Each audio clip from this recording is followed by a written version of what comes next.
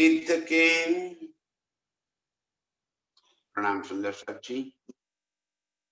आप भक्त श्रीराज जी महाराज धाम के धनी सच्चिदानंद स्वरूप आप श्री प्राणनाथ जी हमें अर्श की लज्जत देते हुए ये कह रहे हैं,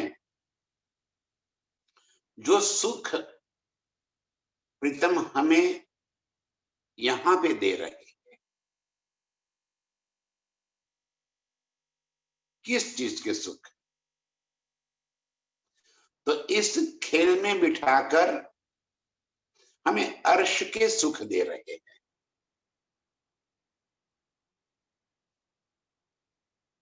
जाहिरी सुख, दुनिया के सुख वो तो मिल ही रहे हैं, इसके साथ साथ हमें परमधाम के सुख भी दे रहे हैं। परमधाम की लीलाओं में हमें डुबाकर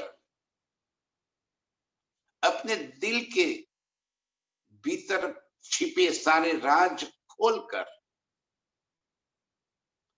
उस मस्ती हमारे दिल में चढ़ाना चाहते, ये सुख है। अर्श के सुखों की लज्जत यहां इस खेल में प्रीतम दे रहे हैं, लेकिन कहते हैं आगू अर्श में बड़ा विस्तार।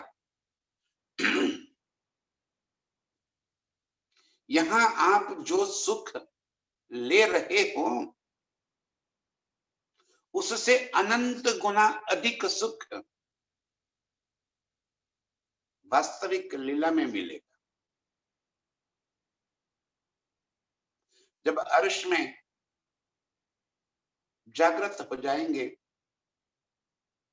फरामोशी टूट गई और प्रीतम के सन्मुख खड़े होकर जब यही लीलाओं में हम डूबेंगे, तब उसका विस्तार होगा, उसका सुख, वास्तविक पहचान उन सुखों की तब होगी।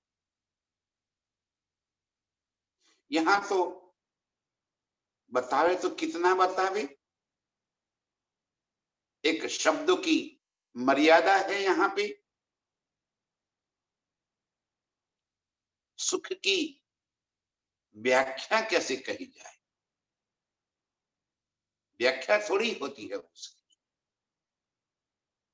यहां बता रहे हैं कि कैसे सुख है अर्श में। उन सुखों को हम अपने दिल में भर लेते हैं, एहसास तो करते हैं। जैसे हमें पश्चिम के चौगान में लेकर गए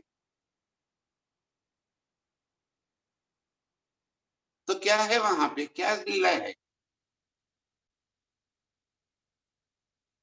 घुड़दौड़ की लीला, हाथियों की सवारी की लीला, पशु पंछियों के ऊपर की सवारी की लीला, आसमान में उड़ने की लीला। यहाँ पे तो उसका वर्णन हो सकता है।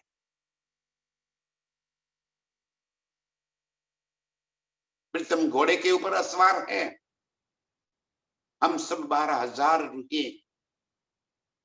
हाथियों के ऊपर सवार। प्रीतम को पकड़ने की होड़ लगी हुई है,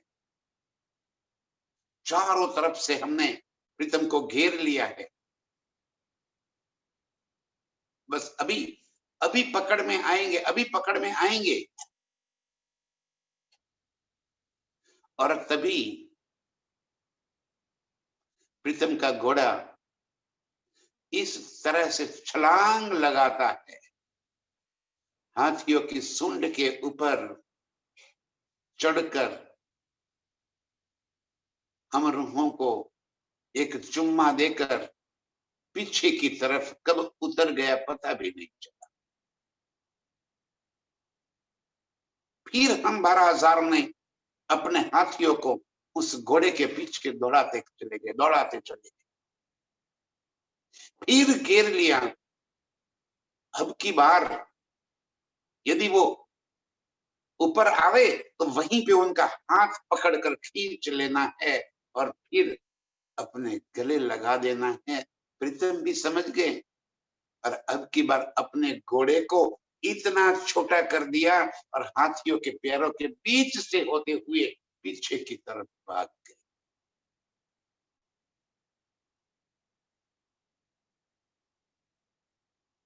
अब हमने कहा कि नहीं नहीं, ये तो चीटिंग हो रही है।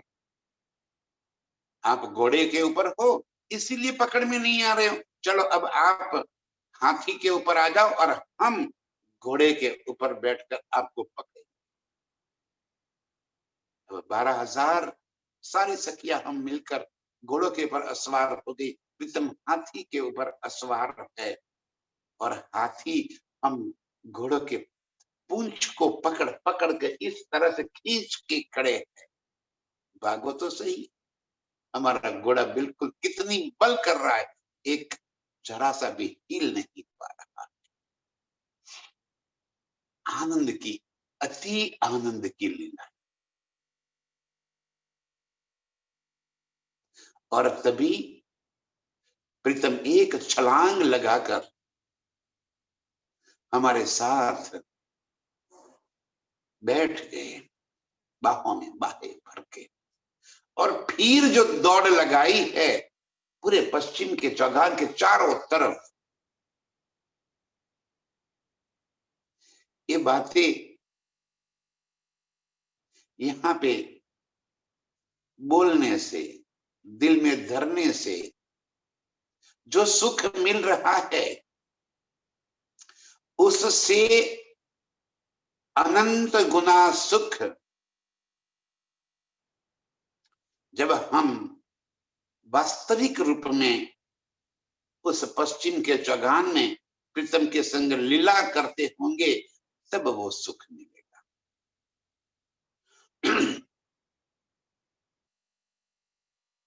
अर्श की मोहलाते जमुना जी, हौज को सर, ये सारी अर्श की शोभा को हमने यहाँ पे चित्रकारी में तो लाल दी, लेकिन जो चित्रकारी में बताया गया है वैसा नहीं है। उससे अनंत गुना अधिक सुख अर्श में है। हम सोच नहीं सकते, यहाँ की बुद्धि कुंठित हो जाती है। और फिर भी यहाँ पे इतने सुख मिल रहे हैं तो आगू अर्श में बड़ा विस्तार। जब जागृत हो जाएंगे और प्रीतम के संग ये सारी मस्तियों में डूब जाएंगे तब इन्हीं सुखों का बड़ा विस्तार, बड़ा आनंद प्राप्त। यहाँ पे तो कह रहे हैं कि सुख उपजे कई विध के। आज ये सारी बातें सुनते हुए, प्रीतम के नेत्रों की बातें सुनते हुए सुख तो मिल रहा है, लेकिन जब वास्तविक रूप में मूल तन से प्रीतम के नेत्रों में झांकेंगे तब जो सुख होगा, जो मेहर की लहरें चलती हुई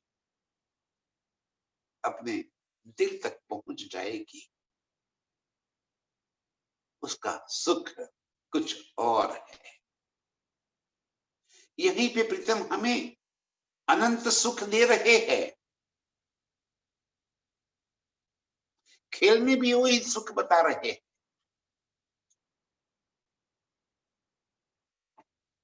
अर्श में उसका बड़ा विस्तार होगा। सोरुहे सबाइता देखही, जो कर देखे निके विचार। और वो सुख प्रीतम हमें यहाँ बिठा कर दे रहे।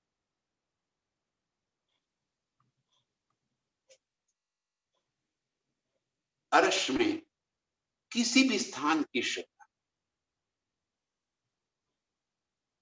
इतना बारीकी से वर्णन करके हमें प्रीतम ने यहाँ पे बताया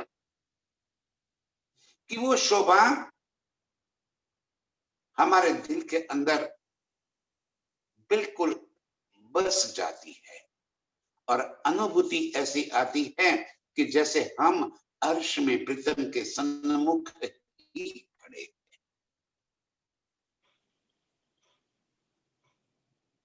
सामने बैठकर इस सुख की लज्जत दे रहे हो इतनी बारीकी से। ये सारी सुख की शोभा हमारे दिल में प्रीतम ने बसा दी है। सो रूहे सब इत देख, वो सारे सुख प्रीतम यहाँ पे दिखा रहे। विस्तार अर्श में होगा, जब हम मूल तन में जागृत हो जाएंगे तब उसका सुख, वो सुख कुछ और होगा। लेकिन आज जो सुख मिल रहा है वो सुख भी किसी मायने में कम नहीं है।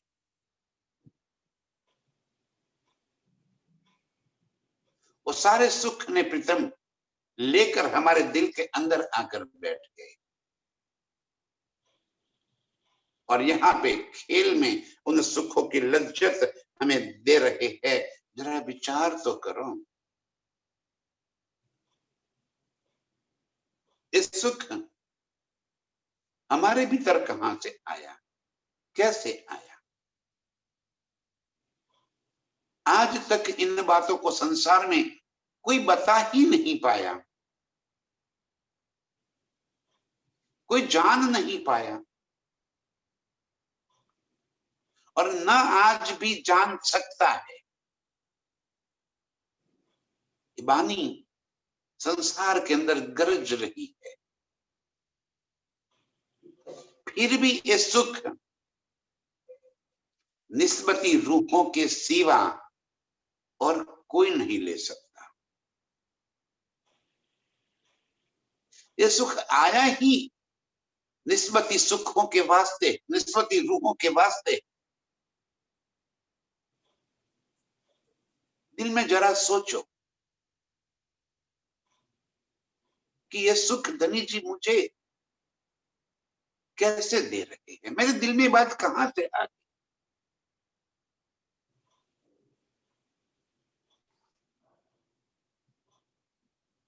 हम यहाँ के चित्रों में सुख है,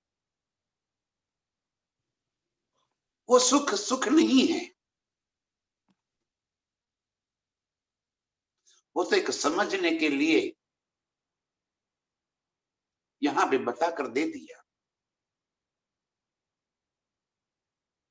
वास्तविक सुख कुछ और है।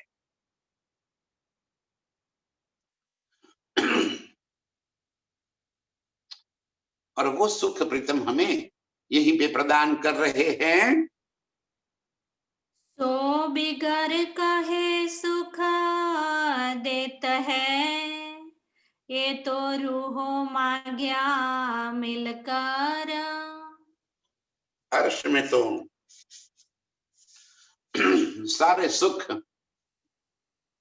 बिगर मांगे मिल रहे हैं। अर्श में कभी कोई सुख मांगना नहीं पड़ता, चित्त चाहे सुख स्वतः ही हमें प्राप्त होता है। कैसे प्राप्त हो जाता है?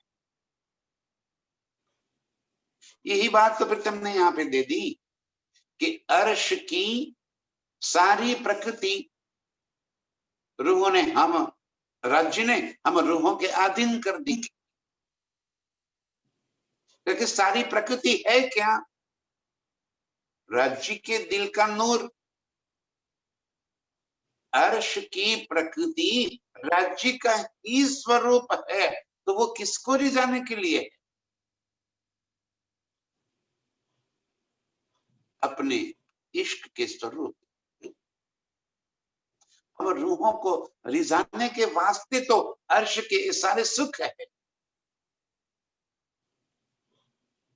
और वो सारी बातें भी अर्श में कोई जड़ थोड़ी है, चेतनता से भरी हुई।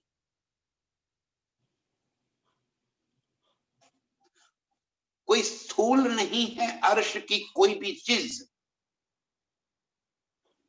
कि जो जड़ की तरह वैसी की वैसी रहे। हर चीज, रूहें चाहे वैसे, चित्त चाहे स्वरूप धारण कर लेती है। हमें तो सिर्फ एक ही सुख की लज्जत इस वाणी से मिल रही है। जो सुख की यहां पे वाणी में लिख दिया, हमें तो इतना ही पता है। पूरे अर्श की अनंत न्यामतें, अनंत सुख लिए खड़ी है, और वो भी चित्त चाहे। किसके? रूहों के।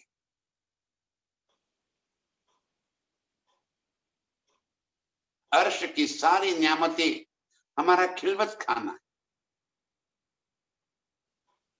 और खिलवत खाना वही है जहां मैं मेरे प्रीतम के संग लीला करती।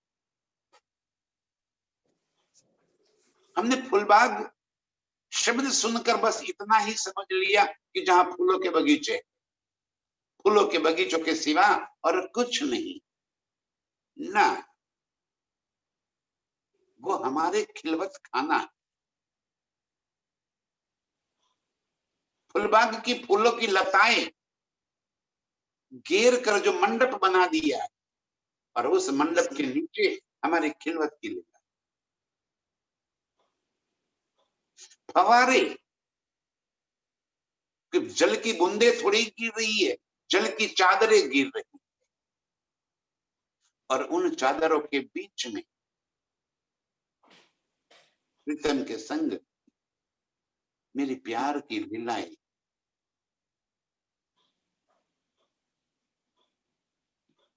हौज को सर की पाल के भीतर, पाल की आवश्यकता क्या है? वाणी में वर्णन कर दिया कि हौज को सर की पाल एक हीरे की बनी है। हीरे का शब्द का प्रयोग भी यहाँ पे इस वास्ते कर दिया कि हीरा महंगा है इसलिए नहीं, लेकिन हीरे की चमक, हीरे की शुद्धता, हीरे की पारदर्शिता, हीरे की प्रकाशितता, ये सारे गुण देखकर उसकी तुलना हीरे से की है। वो तो नूरमयी पाल है, और पाल की कोई आवश्यकता नहीं है, क्योंकि जल भी चेतन है और पाल भी चेतन है।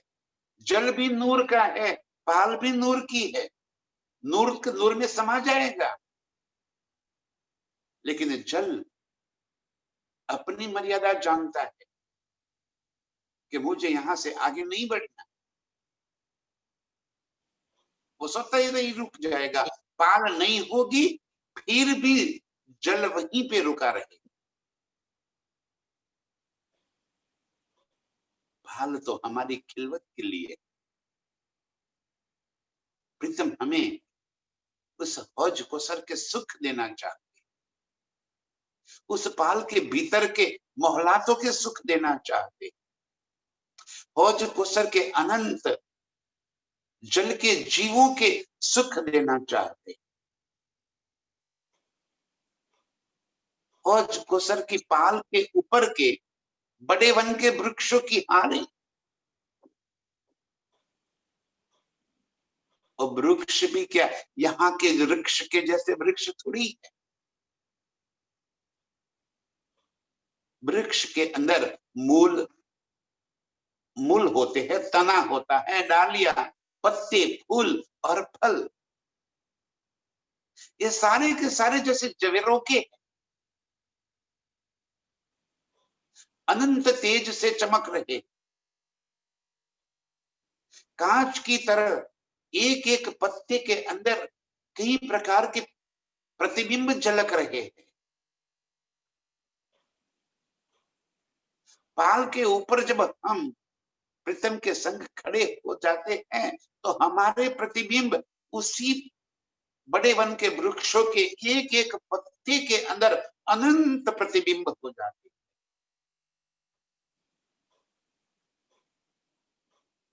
क्योंकि वो पत्ते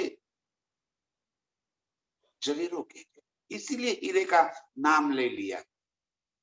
वो तो आगे बढ़ा विस्तार, जब हौज खुसर की पाल, जमुना जी के पाल के ऊपर हम खड़े हो जाएंगे और वहां जाकर जब ये वृक्ष को देखेंगे, 5 मंजिला इमारत है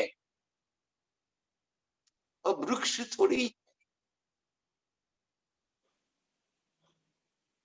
ऐसी भासत है कि जैसे 5 मंजिला इमारत हो।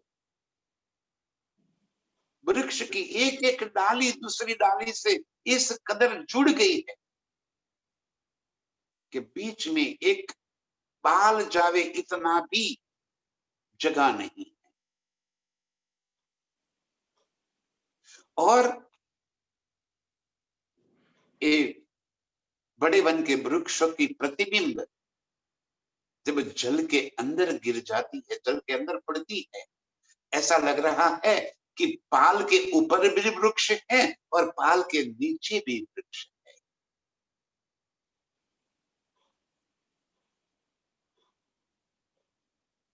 ये अनंत शोभा और इसके सुख प्रीतम हमें यहाँ बानी से दे रहे, और इसी बात को दिल में धर कर रूह की फरामोशी टूटते ही वो मूल सुख उसके नजरों के सामने खड़े हो। सो बिगर कहे सुख देत है, ये तो मांग्या क्यों ना देवत। अर्श के ये सारे सुख मांगने नहीं पड़ते, क्योंकि सारी प्रकृति रूहों के अधीन हो जाती है। रूहें चाहती है वैसे सुख अपने आप वहीं पे प्राप्त हो जाते हैं। तो एक खेल तो हमने मांग के लिया है, आज हमने खेल को देखने की चाहना कर दी और प्रीतम हमें खेल में लेकर आए। तो कैसे देंगे? कोट गुना अधिक, जितना मांगा है उससे अनंत गुना अधिक इस खेल के सुख भी दे, खेल के अंदर अर्श की लज्जत दे रहे हैं और अर्श में बैठे बैठे खेल की लज्जत दे। बस हमें इतना ही करना है कि इस खेल को खेल समझ लेना। हमने खेल को अपना मान और स्वयं खेल बन गए, दूरी बनाकर देख, दृष्टा है हम, देखने वाले, हम कर्ता भाव में हैं कि सारा खेल मैं ही चला रही हूं, मैं ही कर रही हूं। इतना अधिक सुख धनी इस खेल के अंदर हमें दे, खेल के सुख और खेल के अंदर बैठे बैठे अर्श के सुख, अनंत गुना सुख प्रीतम हमें दे रहे हैं। इन जिमी बैठाए सुख अर्श के, हक देत है ऊपरा ऊपर। इत जिमी बैठाएगी, यहां बैठाकर सुख अर्श के दे रहे। हमारे सुख की व्याख्या इस संसार की उपलब्धियों से हम दूसरों में सुख ढूंढते, हम जड़ में सुख ढूंढते, हम बाह्य चीजों में सुख ढूंढते। सुख उसमें नहीं है। सुख की व्याख्या ही हमारी गलत हो गई है। हमने धन प्राप्ति को सुख मान, ओहदे की प्राप्ति को सुख मान लिया, संसार में प्रतिष्ठा बन गई उसको सुख मान लिया, अच्छे वस्त्र पहन लिए, कुछ अच्छे जवेरात पहन लिए, उसको सुख मान। यहाँ की बल बुद्धि को हमने सुख मान लिया ना, वो हमारी मान्यता है और वो गलत है। हम दुखी इस वास्ते हो जाते हैं कि ये चीजें हमारे भीतर नहीं है। जो बातें औरों के पास है और मेरे पास नहीं है, इस वास्ते मुझे दुख है। मेरे पास जो चीज है उसका सुख मुझे नहीं हो रहा।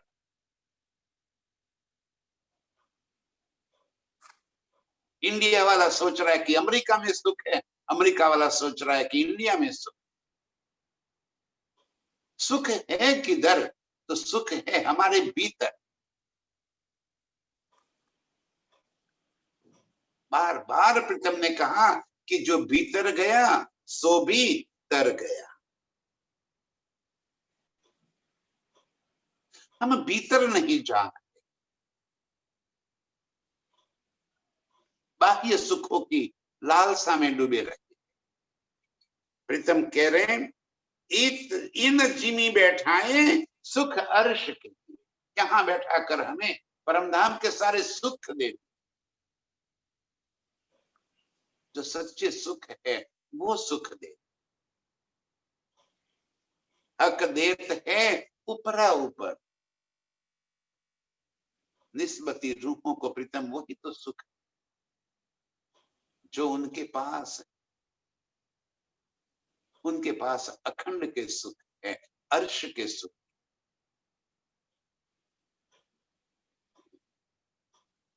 देखो खेल कैसे बना दिया प्रीतम ने, हमें खेल में लेकर आए और बिना रूहों को यहाँ उतारे, हम वहीं पे बैठे बैठे मूल मिलावे में बैठे बैठे अपने आप को खेल के अंदर महसूस कर रहे।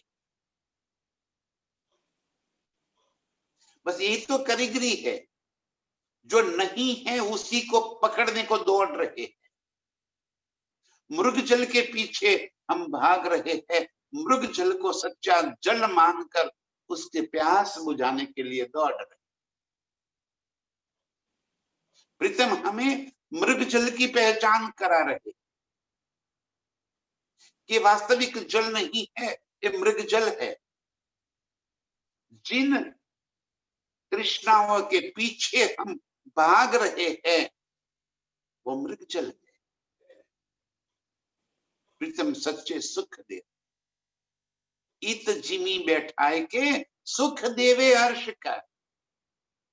इन झूठी जिमी में बिठाए कर अर्श के सुख दे, और वो भी कैसे? ऊपरा ऊपर, हक दे तो ऊपरा ऊपर। वाह, पल पल अपने आप से जोड़ रखे हैं। प्रतिपल हमारा लगाव प्रीतम की ओर बढ़ता चला जाता है। जैसे जैसे अर्श की ये सारी बातें, सारी नेमतें हमारे दिल के भीतर आती जाती हैं, लक्ष्य हमारा अर्श का हो जाता है।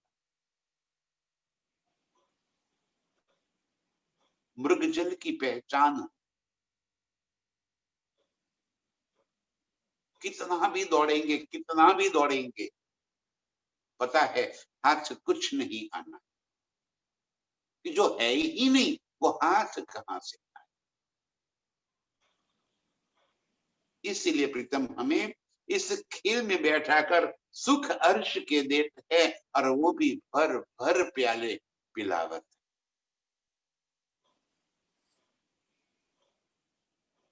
साथ में ख्याल भी कर रहे हैं कहीं कांच का कुप्पा फूट न जाए। हक देत प्याले भर भर, और वो भी कैसे, अछूत प्याले। हाँ, आज तक किसने जिसको छुआ तक नहीं, वो अर्श के सारे राज खोलकर प्रीतम हमें अर्श के सुख पिला रहे।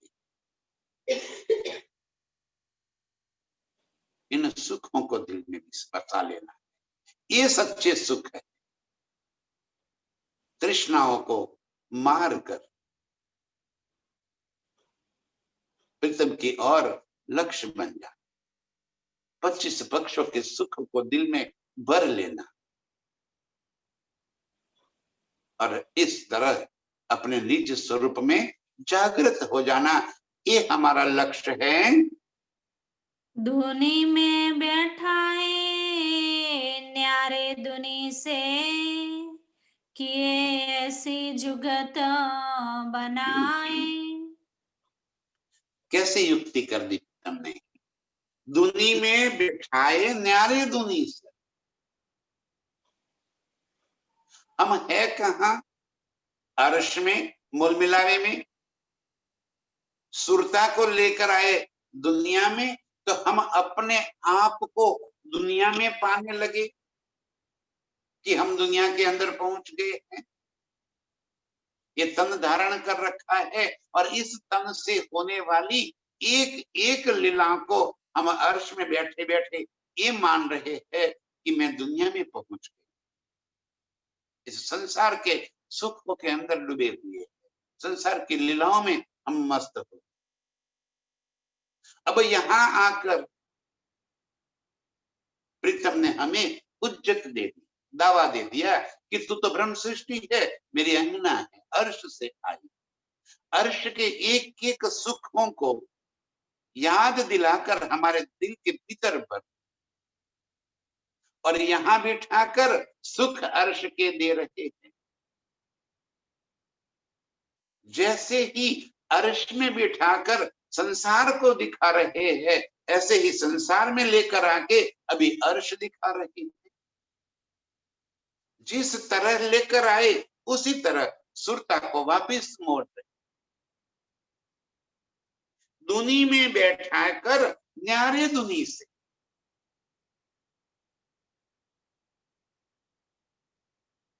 खेल में लेकर आए। अपने आप को हम खेल के पात्र समझने लगे और फिर हुक्म आया और हमें उज्जत दे दी, याद दिला दी कि तू तो ब्रह्म सृष्टि है, परमधाम की आई है, परमधाम की अंगना है, यहां तेरा क्या काम।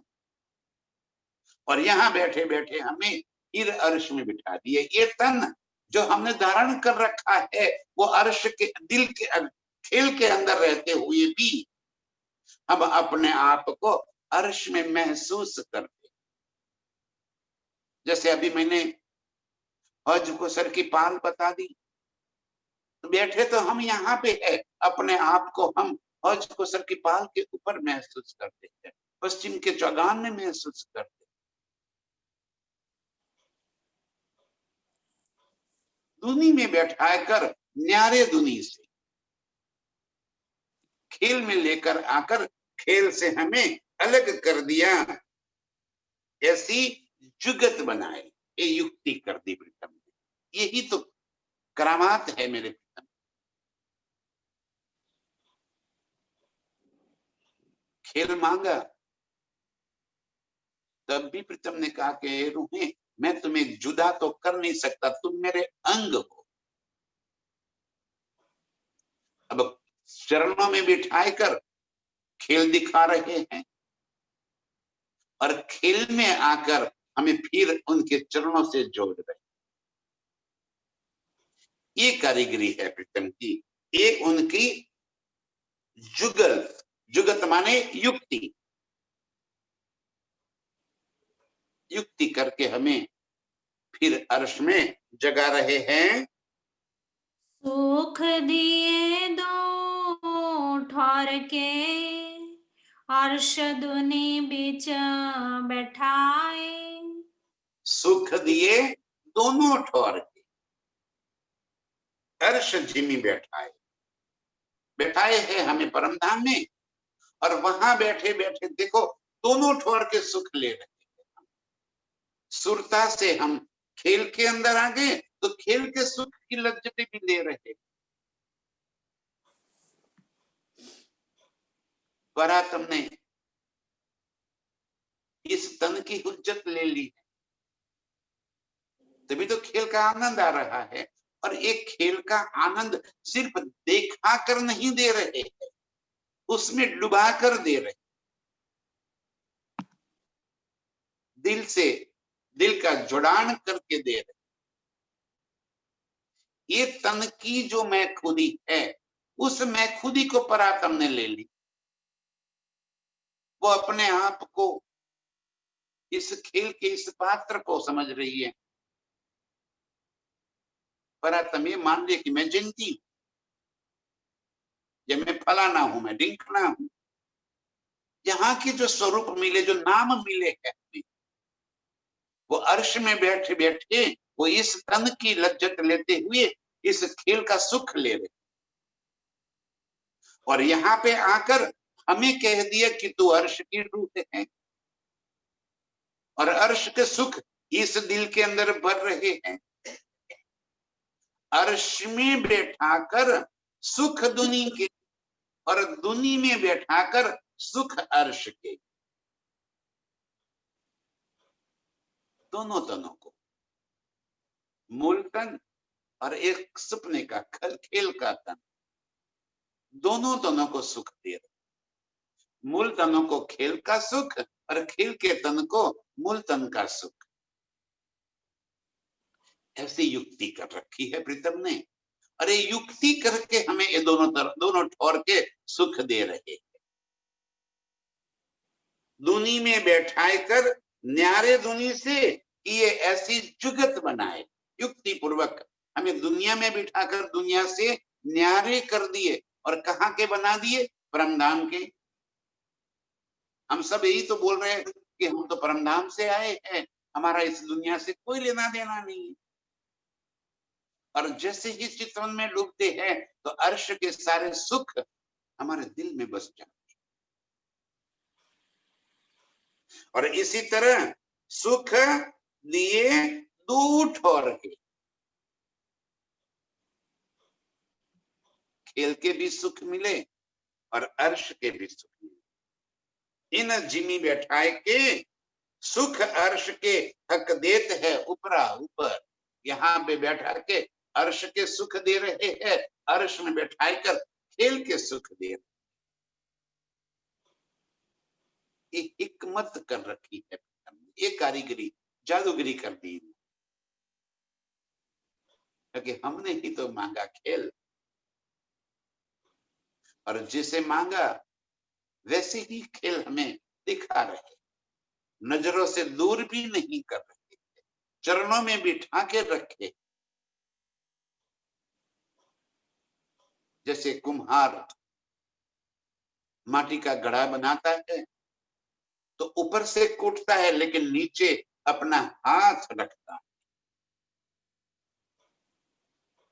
ऐसे ही प्रीतम ने हमें अर्श में बिठाकर एक खेल को भी देखा रहे, लेकिन ये भी नहीं कि हमारी सुरता वापिस न पहुंचे। खेल में लेकर आए और यहाँ पे बैठाकर भी हमें खेल की लज्जत और अर्श की लज्जत दोनों दे रहे। सुख दिए दो ठौर के, अर्श दुनी बीच बैठाए थे। अर्श में बैठाए कर दुनी के सुख, दुनी में बैठाए कर अर्श के सुख। ये बातें तो जब बड़ा मेला हो सी अर्श में जब जागृत हो जाएंगे ना, तब इसकी लज्जत हमें पता चले। अभी तो बातें कर रहे हैं, ये वास्तविक सुख की लज्जत तो हमें तब मिलेगी जब एक साथ जब जागृत हो जाएंगे। और हमारी ही इस लीला को जब हम देखेंगे जागृत अवस्था में, तब उसकी लज्जत हमें और अनंत गुना अधिक मिलेगी। ऐसे सुख प्रीतम हमें दे रहे हैं। एक तन हमारा लाहुत में, नासुत में और तन। एक तन लाहुत में परम धाम में, और दूसरा तन नासुत में खेल में बना दिया, और दो तन तले कदम के, दो तन राज्य ने अपने चरणों में ले लिए, अपने दिल में ले लिए।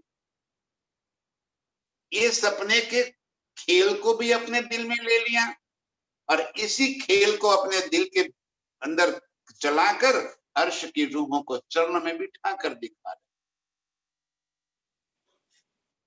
एक तन हमारा लाहुत में, नासुत में, और तन खेल में ये दूसरा तन है, और परमधाम में एक और तन। वो तन इस तन को खेल के अंदर देख रहा है। इस तरह प्रीतम हमें दोनों ठोर का सुख दे। लाहुत परमधाम का जो तन है वो वहां बैठे बैठे अपने प्रीतम के चरणों में बैठे बैठे इस खेल के सुख की लज्जत ले रहा है। और यहाँ तो आज हमें प्रीतम ये सुख दे ही रहे। पल पल हमें अर्श की याद दिलाते हुए अपने दिल के भीतर चल रही एक एक लीलाओं से हमें अवगत करा रहे हैं, परिचित करा, हमें डुबो रहे हैं उस लीलाओं में, उस मस्ती में जो हम अर्श में किया करते थे। असहल तन रूहे अर्श बीच में, तन नासुत में आया जन। मूल तन हमारा असल में अर्श में, लाहुत में, परमधाम में बैठा है, और नासुत में आया इजन। इजन का हुक्म। इजन का एक अर्थ होता है निमंत्रण। यह हुक्म आया, और हुक्म ने आकर हमें अर्श का हुज्जत दावा दिला दिया। और आज हम अपने आप को अर्श की रूह महसूस कर रहे हैं, जो हमारे मूल स्वरूप अर्श में है, हम उसी को महसूस कर रहे हैं। यहाँ पे वो तन तो आया नहीं है, न उसकी सूरता उस खेल में आई है। ध्यान से सुंदर साक्षी, रूह की सूरता सीधी खेल के अंदर नहीं आई। रूह की नजर राज्य के दिल में, और राज्य के दिल में एक खेल, और इस खेल में आया क्या? राज्य का हुक्म। और आकर उसने हमें हुज्जत दे दी, दावा ले लिया हमने कि तू ब्रह्म सृष्टि है, तू मेरी अंगना है। और जैसे ही हमने ये दावा ले लिया, ये जो हमारा तन इस खेल में अभी लीला कर रहा है, वो ही लीला तो राज्य के दिल में हो रही है, और उसी तन को परात्म देख रही है। इस तरह से धनी ने एक खेल अर्श में बिठाकर हमें दिखा रहे हैं, और खेल में बिठाकर अर्श के सुख दे रहे हैं। अपना हुक्म यहाँ पर लेकर आए, और उस हुक्म से हम अर्श का सुख यहाँ पे ले रहे। एक तन हमारा लाहुत में, मूल स्वरूप जो हमारा है वो तो परमधाम में है, नासुत में और तन। ये जो तन है हमारा, ये वास्तविक हमारा स्वरूप नहीं। असल तन रूहे अर्श बीच में, रूहों का जो मूल तन है, मूल स्वरूप है, ये अर्श में है। तन नासुत में आया इज़न, यहाँ तो सिर्फ हुक्म। झूठ में असल कैसे आ सकता? जो मूल स्वरूप है, जो सत्य है, वो कभी भी झूठ के अंदर आ ही नहीं सकता। और इस बात से दलील जी कह रहे कि यहाँ पे हुक्म आया और हुक्म आकर हमें अर्श की लज्जत यहाँ बैठे बैठे दे रहा है। अर्श तन देखे तन नासुती, तन नासुत में जो हुक्म। अर्श तन देखे तन नासुती, इस तरह ये जो तन हमारा नासुत का, ये जो झूठा तन है यहाँ का, इसके दिल के भीतर चल रही ये सारी लीलाएं सहित, हमारी दिल की भावनाओं के सहित, ये ऐसी की ऐसी लीला राज्य के दिल में चल रही है। अर्श तन देखे तन नासुती, और जो मूल स्वरूप अर्श में है वो इस तन को देख रहा है, और इस तन में आया कौन है? राज्य का हुक्म। तभी तो ये तन उनके दिल के अंदर पहुंच सकता है। इस तन के साथ राज्य के दिल का जोड़ान आ गया। राज्य का हुक्म माने क्या? कि राज्य ही इस तन के अंदर अर्श की एक एक बातें भर रही। आज एक शब्द भी यदि यहाँ पे कोई बोल रहा है तो वो राज्य के हुक्म से। यदि कोई एक शब्द सुन भी रहा है तो वो भी राज्य के हुक्म से। चितवन हो रहा है तो भी राज्य के हुक्म से। खेल देख रहे हैं वो भी राज्य के हुक्म से। बस हमें यहाँ पे इतनी स्वतंत्रता दे रखी कि हम अपने दिल के भीतर जो चाहे वो भर ले। हुक्म जबरदस्ती से हमारे दिल में अर्श नहीं भर पाए, न भरना चाहता है। भर तो पाएगा, चाहता नहीं। वो हमें कहता है कि स्वतः ही तुम तैयार हो जाओ, याद कर लो। इसीलिए तो बार बार हमें कह रहे कि याद करो, याद करो। बाकी उनको याद कराना होता तो कितने देर लगती, एक पलक में वो याद करा लेते, खेल खत्म। ऐसा नहीं कर रहे वो। हमें जिम्मेवारी दे रहे कि नहीं भी तू तैयार हो जाओ, तुम तैयार हो। यहाँ पे उनका हुक्म आया और जो मूल तन हमारा अर्श में बैठा है वो इस तन को देख रहा है। तो सुध दई अर्शा अरवाहों को, इन्हें सहरग से नजीक हम। कैसी सुध दी हमें? सो सुध दई अर्श अरवाहू, एक इलम से, एक जागृत बुद्धि से, एक तारतम वाणी से हमें पहचान करा ली। सुध दई, हमें पहचान होगी। सहूर करवाया। धनी ने खाली बानी यहाँ पर लाकर हमें छोड़ नहीं दिया। बानी लेकर आए, इतना ही नहीं, इसके एक एक शब्द को हमें समझाया। इतना ही नहीं, अर्श के सारे भाव हमारे दिल में भर दी, उज्जत दे दी। अर्श की लीलाओं को हमारे दिल के अंदर उतार दिया। छोड़ नहीं दिया हमें कि लो भैया इलम, आप पढ़ लो और जागृत हो जाओ। ना, उनको पता है कि ऐसे कभी कोई नहीं होने वाला। एक एक बात को सहूर करके वो ही हमें समझा रहे हैं। सो सुध दई अर्श अरवाहों को, जो निस्बती रूहें हैं, जो अर्श की रूहें हैं, उनको स्पेसिफिकली अलग करके दुनिया से हमें जुदा कर दिया, जुदा करके पकड़ पकड़ के हमारे मुंह के अंदर, हमारे दिल के अंदर, कानों के अंदर ये बानी परोसी जा रहे। ये हुक्म का काम।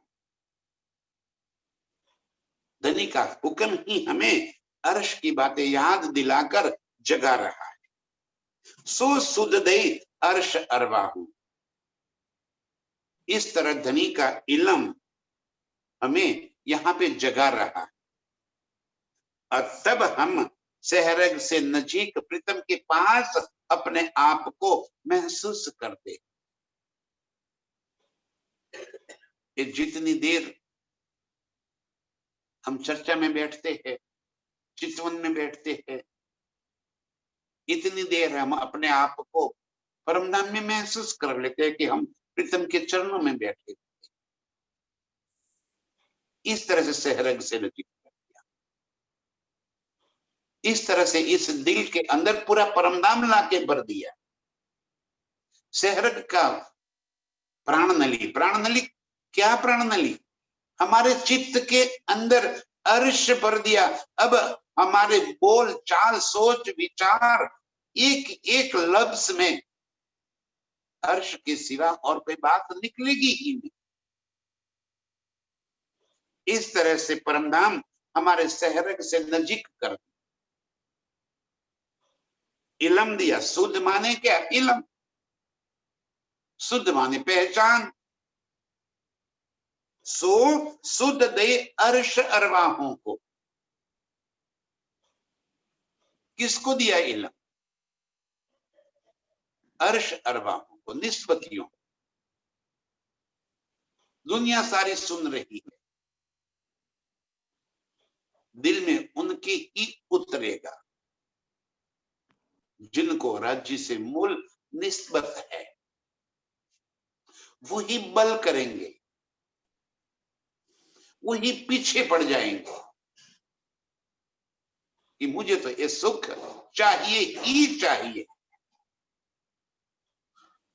क्योंकि उनके अंदर हुक्म आया है, उनके वास्ते इल्म आया है। और इस तरह प्रीतम हमारे दिल के अंदर बैठकर हमें अर्श के सुख दे रहे हैं। इन्हें सहरग से नजीक हम, इस तरह से हम रूहों को प्रीतम के दिल से नजदीक बना, उनके दिल के भीतर बसा लिया। वो हमारे दिल के अंदर एक रूप कर, अलग जरा सा भी नहीं रहा। दुनिया 14 तबक में किन पाई न बका तरफ। सारे संसार में आज तक किसी को भी निराकार के पार क्या है ये बात पता ही नहीं। जब से खेल बना तब से लेकर आज तक कई प्रकार का ज्ञान संसार में आया, अवतरित हुआ, लेकिन किसी के अंदर भी अर्श की, परमधाम की, प्रीतम की, रूहों की वास्तविक पहचान कोई नहीं बता पाए। दुनिया 14 तबक में किन पाई न बका तरफ। और इसलिए इस संसार में कोई भी, कई ज्ञानी हो गए, कई तपस्वी हो गए, कई अवतार, तीर्थंकर, पैगंबर हो गए, यहां तक कि त्रिदेवा जो इस संसार के मालिक बने बैठे हैं, उनको भी निराकार के पार का कुछ भी पता नहीं। तो दुनिया कैसे जाने जब शुद्ध ही नहीं, न कहीं कोई बात है, न किसी शास्त्र में कोई बात बताई गई, न कोई समझाने वाला आया, तो दुनिया आज तक कैसे समझती? पहली बार मेरे प्रीतम निराकार के पार, तीन पार के भी पार वहां की सुध लेकर आए। सारी दुनिया इस संसार को साकार मानकर बैठी है, उसको ही वास्तविक मानकर बैठी है। बस यही दुनिया सब कुछ है।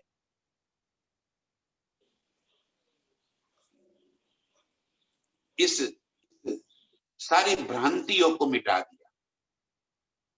जिसे सारी दुनिया साकार मान रही है उसे ही निराकार घोषित कर दिया। और शुद्ध साकार जो मूल स्वरूप है उसे उजागर, उसकी पहचान करा दी। दुनिया 14 तबक में किन पाई न बका तरफ, ऐसे अखंड परमधाम की कोई बात भी आज तक दुनिया में कोई जान भी नहीं पाया। तीन अर्श में बैठाए हमको, जाको किन कहो ना एक हरफ। ऐसे परमधाम में हमें बैठा दिया जिसके बारे में आज तक संसार में कोई एक शब्द भी नहीं बोल पाया। जिन कहो ना एक हरफ, कितने शास्त्र पढ़ पढ़ पंडित हो गए, लेकिन कोई परमधाम के बारे में एक शब्द भी नहीं बोल पाया। और वो परमधाम में हमें बिठा दिया। वो परमधाम हमारे दिल के भीतर भर दिया। आज हम एक एक शब्द परमधाम के बारे में बोल रहे हैं। इतना ही नहीं, अपने आप को परमधाम में महसूस करते, अर्श की लीलाओं में अपने आप को महसूस करते हैं, प्रीतम के संग अपने आप को महसूस करते हैं। ये धनी की हिकमत है, ये इनकी युक्ति है।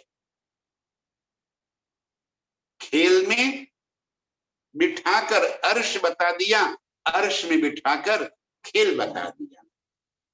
ऐसा खेल कि जहां किसी को परमधाम के बारे में पता ही नहीं था, ऐसे परमधाम को हमारे दिल के भीतर ला दिया और हम अपने आप को परमधाम में महसूस करने लगे। पल पल हमें रंग माहौल के अंदर लीलाओं में डूब रहे हैं, दौड़ रहे हैं। ये रंग माहौल की एक एक गली जैसे हमारे घर के अंदर हम दौड़ रहे हैं, ऐसे रंग माहौल में हम डूब रहे हैं। कितना नजीक बना दिया प्रीतम ने। ऐसे अर्श की गलियों में घूमने वाली, अर्श के सुखों को चित्त में बसाकर अपने आप को अर्श में महसूस करने वाली सभी रूहों के चरणों में कोटि कोटि प्रणाम। जाको प्रणाम। जाको किन कहो ना एक हरफ, जाको किन कहो ना एक हरफ, दुनिया 14 तबक में, दुनिया 14 तबक में, किन पाई ना बका तरफ, कीन पाई ना बका तरफ। तीन अर्श में बैठाए हमको, तीन अर्श में बिठाए हमको, जाको किन कहो ना एक हरफ।